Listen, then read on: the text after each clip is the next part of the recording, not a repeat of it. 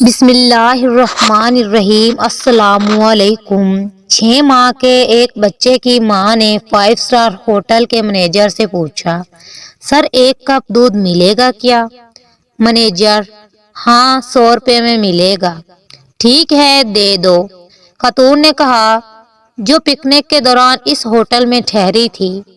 اگلی صبح جب وہ لوگ گاڑی میں جا رہے تھے تو بچے کو پھر سے بھوک لگی۔ گاڑی کو ایک ٹوٹی پھوٹی جھوپڑی والی چائے کی دکان پر روکا گیا۔ بچے کو دودھ پلا کر اس کی بھوک کو شانت کیا۔ دودھ کے پیسے پوچھنے پر بوڑھا دکان مالک بولا، بیٹی ہم بچے کے دودھ کے پیسے نہیں لیتے، اگر راستے کے لیے چاہیے تو مزید دودھ لیتی جاؤ۔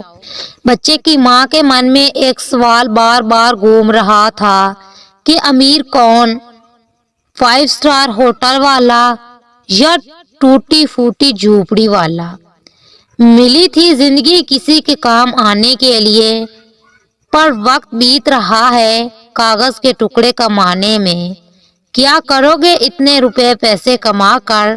نہ کفن میں جیب ہے نہ قبر میں الماری۔ مزید ویڈیوز کے لیے ہمارے چینل کو لائک سبسکرائب کریں۔ شکریہ۔